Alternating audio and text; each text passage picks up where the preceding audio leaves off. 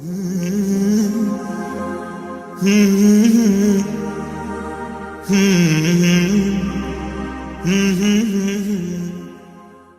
اگر تو ماں ہو کے قرآن پڑھے تو بیٹا نیزے کی نوک پہ قرآن سناتا ہے۔ سیدہ طیبہ طاہرہ ظاہرہ عابدہ ساجدہ راکعہ سیدہ فاطمہ الزہرا رضی اللہ تعالی عنہا کا اسوہ، مخدرات اسلام کے لیے، ہماری بہنوں بیٹیوں کے لیے مکمل کامل اور اکمل نمونہ ہے۔ میری مائیں بہنیں بیٹیاں بھی پردے میں بیٹھ کے سن رہی ہیں، اور جو یہاں موجود نہیں ہیں، آپ لوگوں کی وساطت سے یہ پیغام ان تک بھی پہنچے گا، تو میں گزارش کروں گا اس بے حیائی کے ماحول میں، جب کہ میڈیا بے لگام ہے، سوشل میڈیا قیامت ڈھا رہا ہے، آنکھوں سے حیا اڑ گئی ہے، سوچوں میں آوارگی آ گئی ہے، لباس سمٹ سمٹ کے بالکل واجبی سا رہ گیا ہے، اور حیا قصہ پارینہ بن گیا ہے۔ یہ اڑتے ہوئے آنچل، لہراتے ہوئے دوپٹے اور جو ہے وہ بکھرے ہوئے بال، یہ حیا کے جنازے سڑکوں کے اوپر گھومتے ہوئے، اور بازاروں میں صنفی آزادی اور جنسی بے رہروی اور جو کچھ ہم دیکھ رہے ہیں، تو آج ہم سیدہ فاطمہ الزہرا کے کردار کو خضر راہ بنائیں۔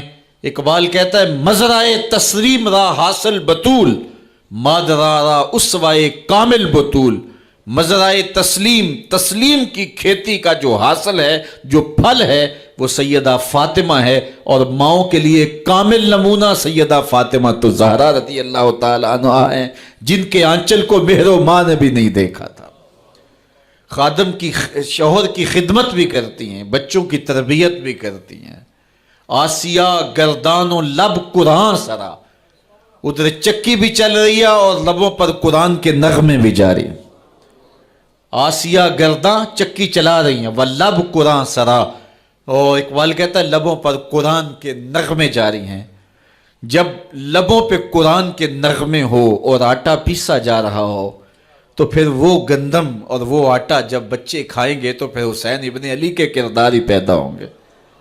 لیکن تھرکتی تصویریں اور نیم برہنہ شکلیں اور کانوں میں جو ہے وہ میوزک کی آوازیں، اور ماں اس ماحول میں بچے کو دودھ پلا رہی ہو، تو بچہ حسین ابن علی کا جان نشین تو نہیں بنے گا۔ کوئی اداکار تو بن سکتا ہے، کوئی گلوکار تو بن سکتا ہے، لیکن حسین ابن علی کا جان نشین نہیں بنے گا۔ تو ماؤں کو کامل اکمل نمونہ سیدہ فاطمہ الزہرا کا اختیار کرنا چاہیے، اس نمونے کو لے کے اپنی زندگی میں اتارنا چاہیے۔ آج ہم دلیلیں دیتے ہیں، میڈیا سے دلیلیں سنتے ہیں، اسلام تنگ نہیں ہے، تم نے اسلام کے دائرے کو تنگ کر دیا ہے۔ میں ایک ہی بات کہا کرتا ہوں، یہ دلیلیں دینے والے سوچیں کہ رسول خدا کی بیٹی کے پردے کا عالم کیا تھا۔ بس ہمارے لیے وہ نمونہ ہے، وہ کامل اور اکمل نمونہ ہے، اور ہم نے اپنی زندگی اس نمونے کے مطابق گزارنی ہے۔ سیدہ پاک سلام اللہ علیہا کو اس بات کی فکر رہتی تھی کہ ساری زندگی تو میں نے اپنے پردے کی حفاظت کی، مرنے کے بعد جب پٹڑے کے اوپر ڈال کر کے لے جایا جاتا ہے لاش کو، تو اس وقت جسم جھلکتا ہے، چھلکتا ہے، تو بے پردگی ہوتی ہے۔ تو زندگی میں تو انسان اپنے پردے کی حفاظت کر لیتا ہے، لیکن جب جنازہ اٹھتا ہے تو اس وقت عورت کے جسم کی ڈیل ڈول ظاہر ہو جاتی ہے، اگرچہ اس کے اوپر پردہ پڑا ہوتا ہے۔ اور یہ سخت فکر مند تھی اور بات بھی کرتی تھی۔ حضرت اسماء بنت امیس رضی اللہ تعالی عنہا سیدہ پاک کے پاس بیٹھی تھی، اور یہ وہ خاتون ہیں جنہوں نے حبشہ کی جانب ہجرت کی تھی۔ جب مسلمانوں پر حالات تنگ ہو گئے تو 2 مرتبہ حبشہ کی جانب ہجرت ہوئی ہے، اور تیسری ہجرت جو ہے وہ مدینہ المنورہ کی جانب ہوئی۔ تو حبشہ کی جانب انہوں نے ہجرت کی اور وہاں کچھ وقت گزارا تھا، تو انہوں نے کہا کہ میں نے وہاں ایک منظر دیکھا ہے کہ چارپائی کے چاروں پائے جو ہیں ان کے ساتھ شاخیں باندھی جاتی ہیں، اور شاخیں باندھ کے ان کو پھر آپس میں جوڑ دیا جاتا ہے اور اس کے اوپر کپڑا ڈال دیا جاتا ہے، وہ ایک ڈولی بن جاتی ہے اور اس میں عورت کا جنازہ ہوتا ہے۔ تو جب یہ بات سنی تو سیدہ کی خوشی کی انتہا نہ رہی، کہا یہ تو بہت اچھا ہوا۔ اور سیدہ پاک کا پھر جنازہ پردے کے ایسے ماحول میں اٹھتا ہے اور رات کی تنہائی میں اٹھتا ہے اور بہت تھوڑے لوگ جنازے میں شامل ہوتے ہیں۔ اور پھر سیدہ پاک سلام اللہ علیہا کے پردے کا عالم یہ ہے، اہل سیر نے لکھا ہے کل قیامت کے دن جب میدان حشر میں سیدہ تشریف لائیں گی تو 70,000 حوروں کے جلو میں ہوں گی، اور جب گزریں گی تو آواز آئے گی یا اہل الجمع غدوا ابصارکم لأن فاطمہ بنت محمد حتی تمر، اے نبیو، رسولو، پیغمبرو، اے صالحین، نیکوکارو، اے حشر کے میدان میں جمع ہونے والے لوگوں، اپنی نظریں نیچی کر لو، محمد کی صاحبزادی گزر رہی ہے۔ تو قیامت کے دن بھی اللہ ان کو یہ اعزاز دے گا، ان کو تکریم دے گا، ان کو عزت نصیب کرے گا۔ تو سیدہ پاک کا نمونہ زندگی ہماری مخدرات اسلام کے لیے، ہماری بیٹیوں کے لیے، بہنوں کے لیے کامل، اکمل اور مکمل نمونہ ہے۔ مزرعہ تسلیم را حاصل بطول، مادران را اسوائے کامل بطول۔ تو ان سے ہمیں سیکھنا ہے کہ انہوں نے اپنی ساری زندگی کیسے گزاری۔ آج کی عورت کہتی ہے کہ میں نہیں کر سکتی نماز، روزہ اور یہ امور نہیں بجا لا سکتی، بچوں کا بوجھ اتنا ہے، ان کی تربیت اور ان کو کھانا دینا، ان کو دودھ دینا، بار بار جو ہے وہ ان کا لباس تبدیل کرنا، کب وقت ہوتا ہے، میرے کپڑے بھی ناپاک ہو جاتے ہیں، تو کیسے میں ان کو جو ہے بچوں کو کروں اور اس کے بعد عبادات بھی وقت پہ کر سکوں، تو یہ بڑا مشکل ہے۔ وہ حضرت سیدہ کو دیکھیں کہ آپ اپنے کندھوں پہ مشکیزہ بھی اٹھا کے لاتی ہیں، چکی بھی پیستی ہیں، بیٹوں کی تربیت بھی کرتی ہیں، شوہر کی خدمت بھی کرتی ہیں، اور مصلی بچھا کے جب کھڑی ہوتی ہیں تو ساری ساری رات قیام میں، کبھی رکوع میں، کبھی سجدے میں گزر جاتی ہے، اور پھر کہتی ہیں مالک تیری راتیں اتنی چھوٹی ہیں، تیری بندی کا ذوق بندگی ہی پورا نہیں ہوتا، ایک تو رات اتنی لمبی بنا دے جی بھر کے تجھے سجدہ ہی کر سکوں۔ تو انہیں شکوہ رہتا ہے کہ راتیں اتنی چھوٹی ہیں اور میرا ذوق بندگی ہی پورا نہیں ہوتا۔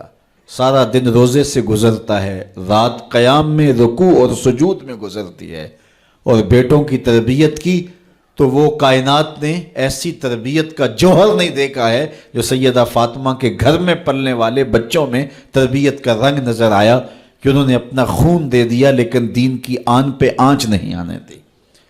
تو ان کی زندگی ہمارے لیے، ہماری مخدرات اسلام کے لیے، بہنوں، بیٹی اور ماؤں کے لیے کامل اکمل نمونہ ہے۔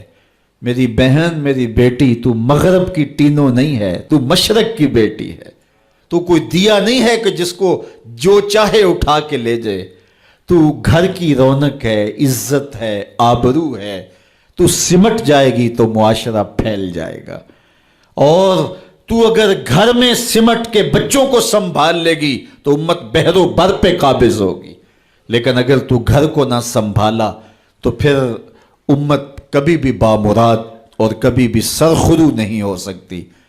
اگر پندے ز درویش پذیری، ہزار امت بمیرت تو نہ میری، بطول باش و پنہا شو ازیں عصر کہ در آغوش شبیر بگیری۔ اقبال کہتا ہے کہ اے امت مسلمہ میری ایک بات مان لے، ہزار امت مر جائے گی، امت مسلمہ تجھے موت نہیں آ سکتی، اور وہ کیا ہے؟ اللہ اکبر، بطول باش، قوم کی بہن سے، بیٹی سے، ماں سے مخاطب ہو کے اقبال بولتے ہیں بطول باش، بطول بن جا، وہ پنہا شو ازیں اثر، اور زمانے کی آنکھ سے پوشیدہ ہو جا، پھر در آغوش تو شبیر بگیری، پھر تیری آغوش میں بھی حسین ابن علی کے جانشین پرورش پائیں گے۔ تو اپنے آپ کو سمیٹ کے اس کردار کے سانچے میں ڈال لیا جائے۔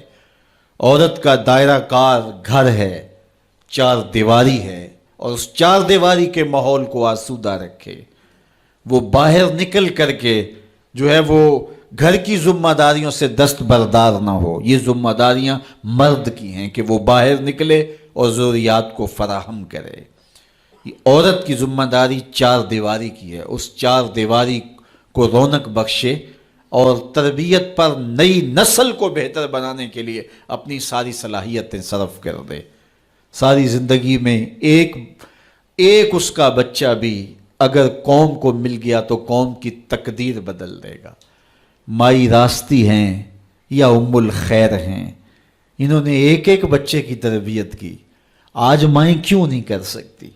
بابا فرید کی ماں بیٹے کے مزاج کو سمجھتی ہیں کہ یہ شکر کو بہت پسند کرتا ہے تو شکر کی پڑیا مصلے کے نیچے رکھ دیتی ہیں، اور بیٹا مصلہ اٹھاتا ہے تو نیچے شکر کی پڑیا ملتی ہے. روز ڈیوٹی دیتی ہیں، اور بیٹا شوق سے نماز پڑھتا ہے، بعض میں شکر کی پڑیا بھی ملے گی. ایک دن کہیں گئی تھی تو نماز کا وقت ہوا، ماں وہاں بے چین ہے اور وہیں مصلی بچھا کے کہتی ہے مالک میری لاج رکھنا.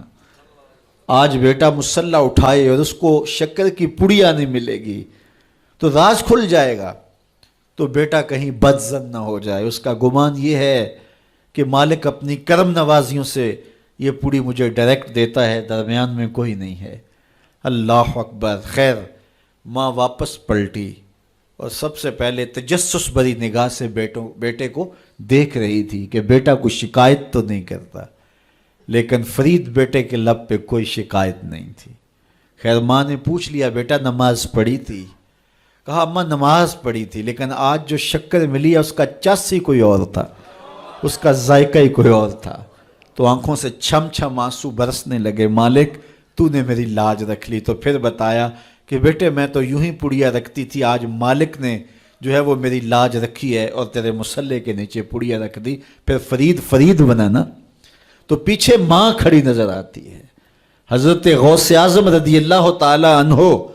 اگر غوث اعظم ہے تو ان کے جبے میں 40 دینار ماں سی رہی تھی نا، اور ساتھ نصیحت کر رہی تھی کہ بیٹا جو بھی ہو جھوٹ نہیں بولنا ہے. پھر ڈاکوؤں کو بتا رہے ہیں کہ 40 درہم تو میرے پاس بھی ہیں. تو ڈاکو کہتے ہیں عجیب کہانی ہے، بھلا کو ڈاکوؤں کو بھی پیسے بتایا کرتا ہے. کہا میری ماں نے کہا تھا جھوٹ نہیں بولنا، جو بھی ہو جائے لیکن جھوٹ نہیں بولوں گا. اب ڈاکو شرمندہ ہو کے بولتے ہیں یہ ماں سے جھوٹ نہیں بولتا، ہم رب کا حکم نہیں مانتے. اور یہ پہلے لوگ تھے جو حضرت غوث اعظم کے ہاتھ پہ جو ہے وہ توبہ کرنے والے تھے. اللہ اکبر. قطب الدین بختیار کاکی جب درس گاہ میں جاتے ہیں، استاد پڑھاتا ہے الف لام میم ذالک الکتاب، پورا پارہ سنا دیتے ہیں. دوسرے پارے کا آغاز ہوتا ہے سیقول السفہاء من الناس، بچہ سارا پارہ سنا دیتا ہے. تیسرا پارہ، چوتھا پارہ، 14 پارے سنا دیے. کہا یہاں سے شروع کرو، سبحان الذی اسری بعبدہ. تو کہا بیٹا جس درس گاہ میں 14 پارے پڑھے تھے وہیں بقیہ قرآن بھی حفظ کر لیا ہوتا. کہا استاد جی میں کسی درس گاہ میں نہیں گیا، میری ماں 14 پاروں کی حافظہ تھی، اور صبح جب اٹھتی تھی تو قرآن بھی پڑھنے لگتی اور کام کاج بھی کرتی. تو بچپن سے ہی سن کے ماں کی آغوش سے یہ 14 پارے یاد ہو گئے. تو مائیں اگر ایسی ہوں تو بیٹے ایسے ہوتے ہیں. اس لیے ماں کے کردار کو روشن کرنا ہوگا، ماں کے کردار کو بہتر کرنا ہوگا، اور ماؤں کے لیے کامل اکمل نمونہ سیدہ پاک سلام اللہ علیہا کا نمونہ زندگی ہے. اور ان کی زندگی کے ایک پہلو سے روشنی لے کر کے، اجالا لے کر کے مخدرات اسلام کی زندگیوں میں چراغاں کیا جا سکتا ہے، اور ان کی زندگی سے ایک اچھی نسل تیار ہو سکتی ہے. کسی نے کہا تھا مجھے اچھی مائیں دے دو میں تمہیں اچھی نسل دوں گا. تو سیدہ پاک کا اسوہ ہمارے لیے یقیناً کامل اور اکمل نمونہ ہے. اللہ تعالیٰ ان کے نقوش پا کی برکتیں اور ان کے وجود سے وابستہ رحمتیں ہماری ماؤں، بہنوں اور بیٹیوں کو نصیب فرمائے. اور آج کی اس مجلس میں ہم ان کی وساطت سے اللہ کی بارگاہ میں دعا کرتے ہیں، اے اللہ حیا سوز ماحول سے اس امت کو نجات عطا کر دے، اور اس امت کو پھر عظمت پارینہ و رفتہ عطا کر دے، اور قوم کی بیٹیوں کو اسوہ بطول پہ گامزن کر دے.